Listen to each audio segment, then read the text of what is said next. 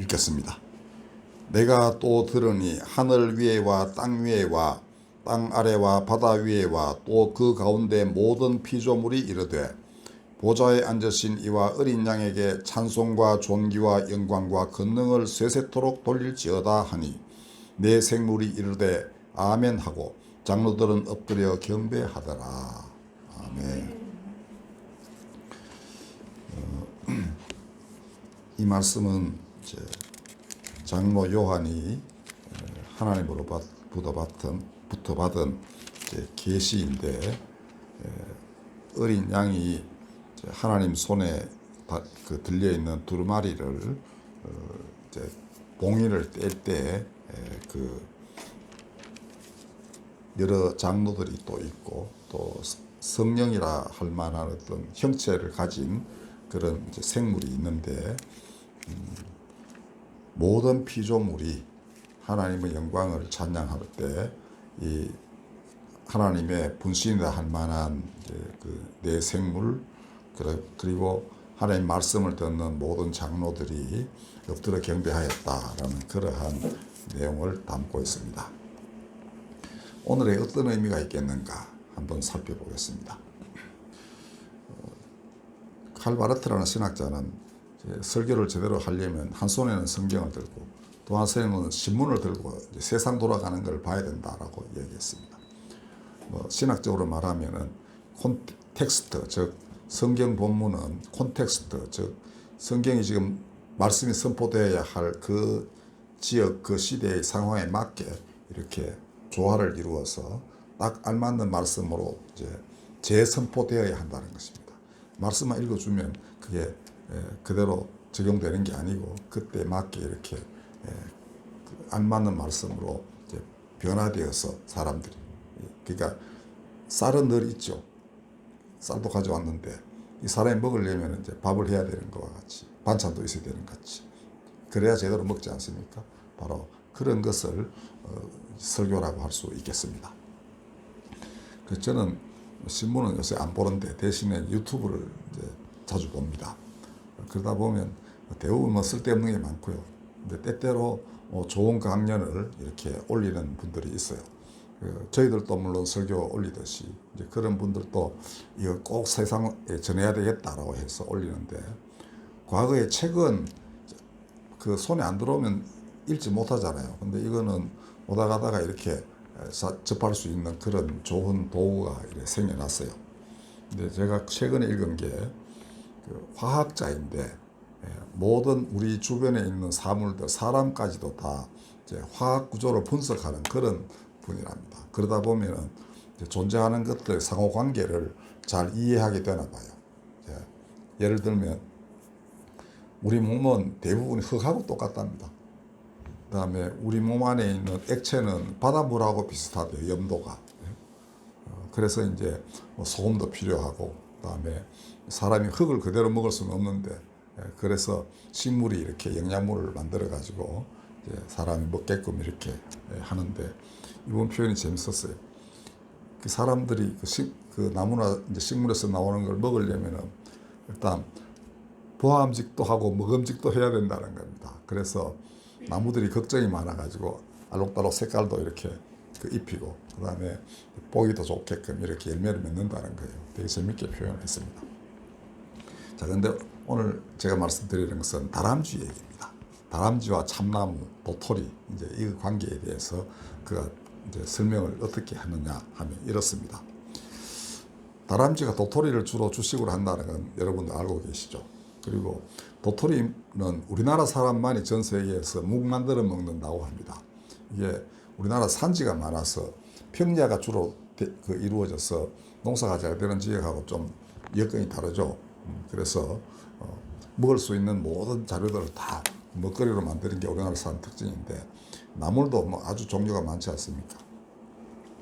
자, 그런데 그럼 도토리는 어떻게 생성이 되고 또 도토리를 열게 하는 참나무는 어떻게 산에 있게 되는가?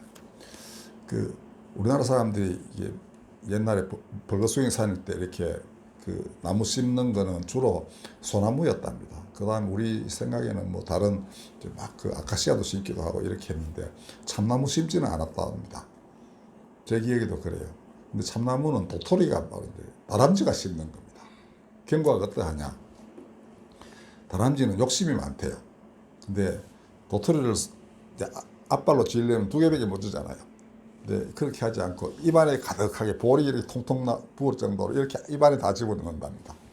그리고 이제 가가지고는 뭐 이제 그 낙엽만 덜치고 거기에 놓는 게 아니고요. 낙엽 하나 다 이제 그 손으로 다 드러낸 뒤에 그 손으로 땅을 막 판대요. 그래가지고 이제 거기에 집어넣어서 저장을 한답니다. 그런데 이 다람쥐가 머리가 나빠가지고 자기가 그 숨겨놓은 장소를 잘 못 찾는데요. 그래서 숨겨놓은 도토리 중에 10분의 1만 겨우 찾아먹는답니다. 그런데 바로 이 욕심이 많아가지고 입에 막 잔뜩 가지고 넣어가지고 저장을 하는 거예요. 근데 이렇게 욕심 많고 머리는 나쁘지만 자기 살렸고 최선을 다해서 뭘 저장하는 이 도토리 때문에 우리가 그 참나무로 버섯도 기르고 숯도 만들고 이렇게 또 도토리로 묵도 만들어 먹는다는 것입니다. 만약에 다람쥐가 머리가 좋아가지고 자기 숨겨놓은 거 다 찾아내고 그 다음에 견눈질을 해가면서 옆에 다람쥐를 어디다 숨겨놓는가 여기까지 알아놨다가 나중에 그것까지 다 파헤쳐가지고 먹어치우고 이러면은 이분 얘기는 참나무는 산에 없다는 겁니다. 그 다람쥐들 숨겨놓은 이제 그 도토리에서 싹이 나서 참나무가 계속 이제 그 생성이 된다는 얘기예요.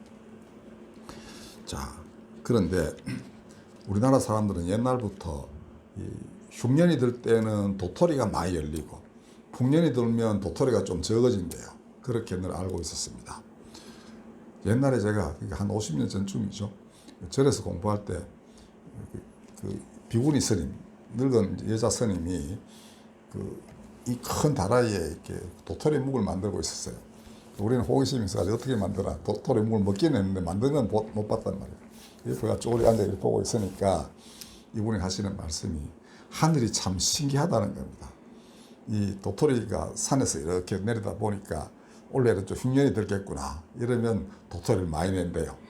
그 다음에 올해는 좀 풍년이네. 이러면 뭐 적게 내도 되겠네. 뭐 이렇게 한다는 겁니다. 대략 우리나라 옛날 어른들이 그 도토리와 흉년, 풍년을 이렇게 관계를 맺으면서 이해를 했다고 해요.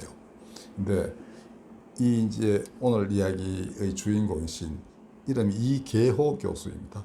이분은 식물들끼리 이 냄새로 소통을 한대요. 그러니까 그 화학 구조를 보면 그렇게 뭐 감흥을 하나 봐요. 그래서 곡식 무르익은 냄새가 쫙 들면은 풍기 오면은 원래는 내가 좀 쉬도 되겠구나 하고 출산을 안 한다는 겁니다. 근데 야 원래는 냄새가 영 시원찮은데 이러면 내가 빨리 도토리를 많이 열게 해가지고 이 사람들이 먹고 살게끔 해야 되겠구나라고 도토리를 많이 열게 한다는 것입니다. 한마디로 말하자면 산에서 내려본다는 건 식물에 눈이 있다는 것 아닙니까? 냄새 맡는다는 건 코가 있다는 얘기죠. 그러니까 살아있는 생명체로서 그렇게 서로 이제 상생하는 관계에 만물이 존재한다는 것입니다. 바로 그렇기 때문에 사람들은 또 그걸로 먹기도 하고 빼가지고 술 만들어서 불도 피우기도 하고 이렇게 살아가게 되는 것입니다. 동식물은 가만 내버려둬도 이렇게 서로 상생하며 살아가고 있습니다. 그러면 인간은 어떠한가? 인간은 또 다람쥐보다 훨씬 머리가 좋죠. 그래서 눈도 하나님처럼 밝아졌습니다. 그 타락서라에 보면은 하나님처럼 눈이 밝아지려고 선악과를 따먹었다. 되게 지혜롭게 되기를 바랐다. 이런 말이겠죠.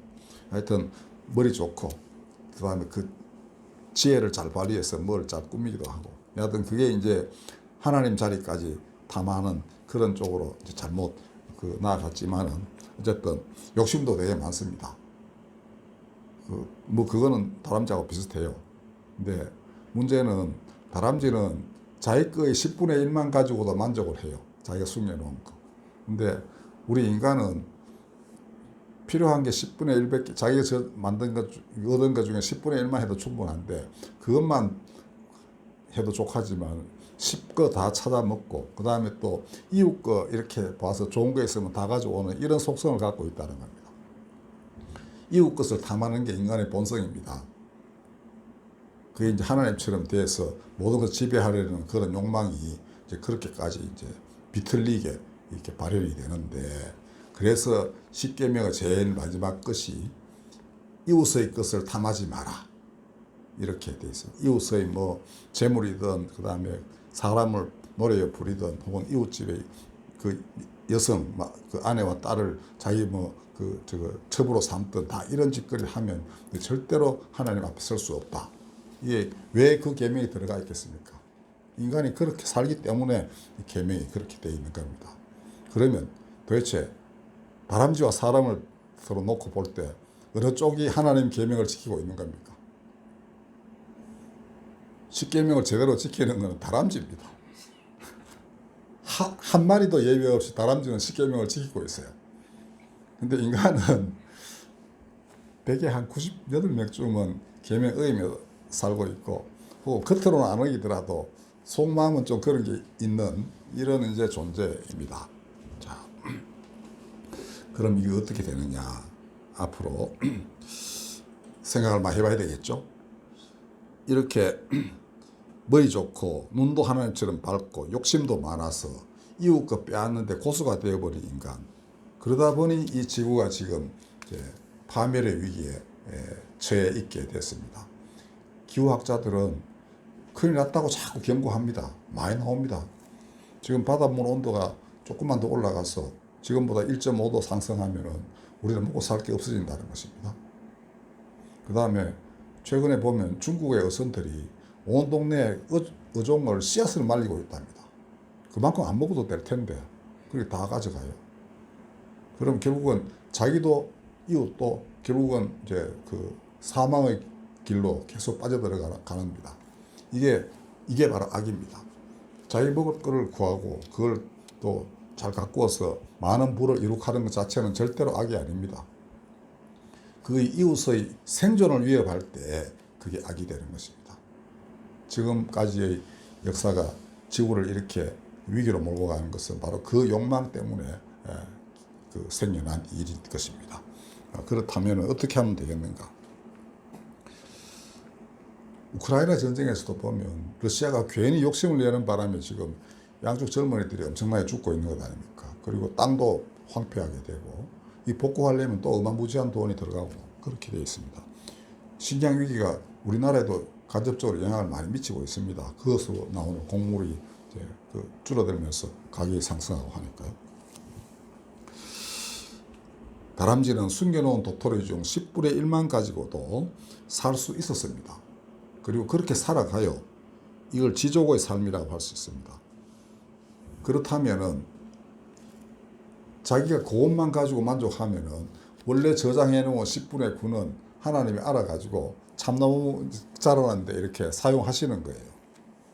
만약에 또 그 다람쥐가 게을러 가지고 10분의 1만 자기 먹을 거만 이렇게 하고 하면은 그것 또한 참나무가 생겨날 수 없습니다. 열심히 최선을 다해서 다람쥐는 도토리를 끌고 모으는 거예요. 그냥 놔두면 그냥 낙엽 위에 떨어져 가지고 썩어 없어질 것을 다람쥐는 잘 갈무리를 해가지고 땅속에 묻어둠으로써 싹이 나서 나무가 되게 하게끔 하는 역할을 하는 거예요. 하나님은 이렇게 해서 그 욕심꾸러기 다람쥐를 통하여 오히려 많은 존재들이 사람 포함하여 참나무 생겨나면 다른 이제 탄소 이런 게 교환이 되면서 사람들이 혹은 다른 동물들도 다 먹고 살 수 있는 산소를 만들어내는 역할을 하지 않습니까? 이 다른 생명체를 살게 하는 그런 선한 일로 하나님이 바꾸시는 것입니다. 그러므로 만약 인간이 그 좋은 머리로 많은 것을 부를 쌓았다고 합시다. 근데 이거를 이웃을 위해서 자기 필요한 것 외에 이웃을 위해서 나머지를 다 쓴다면 어떤 일이 벌어지겠습니까? 그것도 아주 지혜롭게 잘 나누어 준다면 어마무지하게 좋은 일들이 많이 생기겠죠. 그죠? 그러면 오늘 우리가 읽어드린 본문 모든 피조물, 하늘에 있는 것, 땅에 있는 것, 물 속에 있는 것, 물 위에 있는 것, 이게 모두가 다 하나님을 찬양하게 된다는 것입니다. 지난주에 우리 정 목사님이 이제 룻기를 가지고 이제 그 보아스가 어떻게 룻에게 그 은혜를 베풀었는지를 설명을 잘 하셨습니다. 그러니까 룻이 이렇게 이삭을 죽으려 하면 종들이 일부러 이삭을 막 떨어뜨려 가지고 딴 데 가서 노동 안 하고 그것만 가지고 충분히 살 수 있게끔 이렇게 해줘요. 자, 그런 다음에 그 후손에서 예수가 나셨다 이렇게 말씀하셨죠. 실제로도 그렇게 족보가 되어 있습니다. 자, 이렇게 공덕을 쌓고 또 그걸 감사하면서 그게 순응하고 그렇게 합력하여 선을 이루려는 사람들이 있으면은 그 사람들의 집단 안에 반드시 예수 같은 사람이 나타난다는 것입니다. 그는 자기 몸을 사람들, 죄인들을 위하여 들이신 분입니다. 이런 놀라운 일이 벌어지게 되어 있다는 것입니다. 이웃을 위해서 적선을 하면서 끊임없이 자기 것을 하나님이 주신 달란트예요. 5달란트가 감당이 되는 사람이 있고 1달란트도 감당이 안 되는 사람이 있지만 5달란트 얻은 사람이 10달란트 만들어 가지고 그 자기 거 필요한 거 빼고 다 9달란트를 하나님 나라를 위해 쓴다면 이런 일이 반드시 일어나게 되어 있는 것입니다. 그럼 예수님은 어떤 분이신가? 이제 정말로 오늘 본문이 말하는 바가 여기서도 보면은 그 보좌에 앉으신 이와 어린 양에게 이렇게 되어 있습니다. 보좌에 앉으신 하나님과 그 뜻을 다 수행하는 어린 양 예수께 찬송과 존귀와 영광과 권능을 세세토록 돌릴지어다 이렇게 한다는 겁니다. 왜 그러한가? 자, 예수님 보십시오. 들판에 있는 고단송이를 보고 말씀하시기를 솔로몬의 모든 영광으로도 입은 것이 이 고단송이만 갖지 못하다 하셨습니다. 이런 분이 들판을 거니시면 모든 꽃들이 찬양합니다. 그 다음에 그 바람 소리가 곧 찬양이에요. 그 들꽃을 흔드는 바람 소리, 이 찬양으로 다 들리는 겁니다. 예수님은 그걸 들으셨던 분입니다. 자기 모든 것을 주시려고 오신 분이기 때문에 섬김을 받으려 온 것이 아니고 섬기려 오셨기 때문에 거기서 그 영광을 보고 듣는 거예요.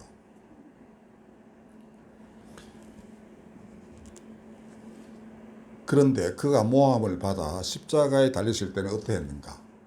그때는 땅이 통곡을 하죠. 이런 분을 사람들이 이 땅에서 멸절시키려 하다니 땅은 그를 정말 번성하게 하는 큰 나무 되게 하려고 하지만 이 다람쥐, 참나무, 들판의 그 곡식들은 이런 분이 있어야 될 것 아닙니까? 이런 분이 있어야 자신들도 하나님을 찬양하게 될 터인데 이런 분을 죽음으로 몰아넣어서 땅에서 아예 없애버리려 하고 있다. 그러면 땅이 통곡을 합니다. 그것을 성경 마태복음은 기록하기를 땅이 진동하며 바위가 터졌다라고 기록했어요. 저는 이 귀절이 땅의 통곡이라고 해석을 합니다. 땅이 그 슬픔을 이기지 못해서 진동하였다. 그러니까 왜 슬픔은 대굴대굴 구르면서 막 울고 그러지 않습니까? 사람이. 땅도 그러하다는 겁니다. 땅은 진동하고 바위가 터졌다. 이게. 슬픔이 머리를 터지게 하듯이 이렇게 터지는 거예요. 자, 이렇게 천지가 이 진정한 하나님의 아들, 진실로 조금도 악함이 없어서 자신의 몸과 마음과 모든 것을 사람들을 위해 바치려 하시는 분, 그의 죽음을 애도하는 것입니다. 그의 첫 번째 오실 때 그랬습니다. 그러나 바로 그가 다시 살아나셔서 제자들을 보내가지고 땅끝까지 이 복음을 전하여라 하셨습니다. 그리고 이제 그 때가 왔습니다. 제가 지지난주에 말씀드린 대로 1950년 12월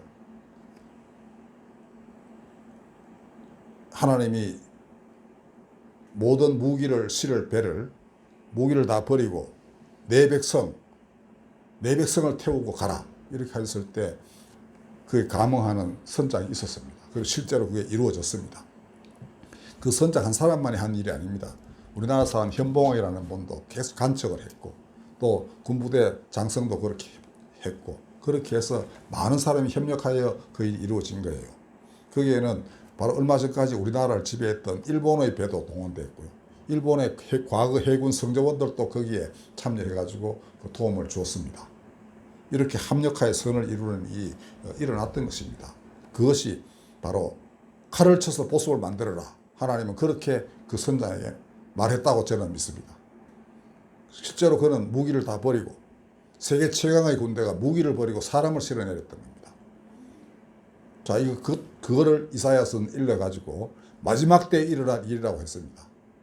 마지막 때 이미 그렇게 일어난 그 마지막 때 일어날 일이 1950년, 73년 전에 이 땅에 이루어졌습니다. 세계 최강의 군대와 그 다음에 이 땅의 피난민들이 초췌한 몰골의 이 20만 명의 피난민들이 협력하여 그렇게 하나님의 예언을, 하나님 주신 예언을 이룬 것입니다. 그러면 이제 끝까지 다 성취가 되어야 되겠죠. 우리는 그걸 위해서 기도를 해야 되고, 그러려면은 정말 옛날 보아스처럼, 그리고 수많은 기독교인들이 그렇게 살아왔듯이 이웃을 위해서 자기 것을 정말 삶의 한 부분을 나눠줄 수 있는 이런 삶을 살아야만 됩니다. 그렇게 하면 반드시 이루어지게 되어 있습니다. 오늘 우리는 바로 7월을 맞이해서 그런 자리에 서 계심을 깊이 인식하시고 정말 다람쥐에게 배우십시오. 이 세상 사람들이 다람쥐에게 뭘 배운다면 정말 많이 바뀔 거예요.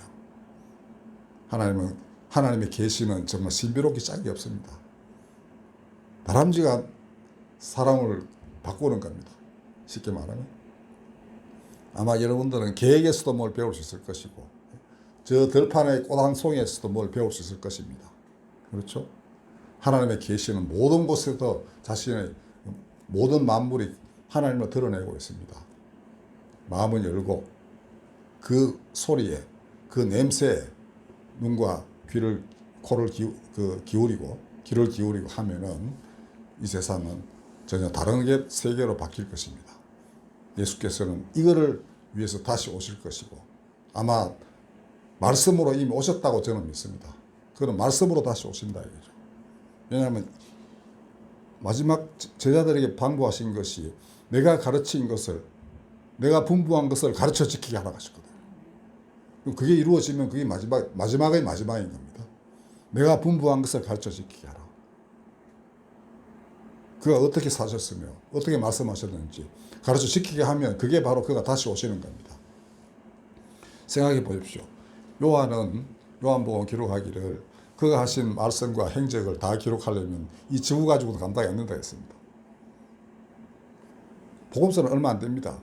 그러나 최소한 2년 반 내지 3년을 온 동네를 다니면서 무수한 사람들을 고치면서 말씀하신 이분의 남기신 말씀이 얼마나 많겠습니까?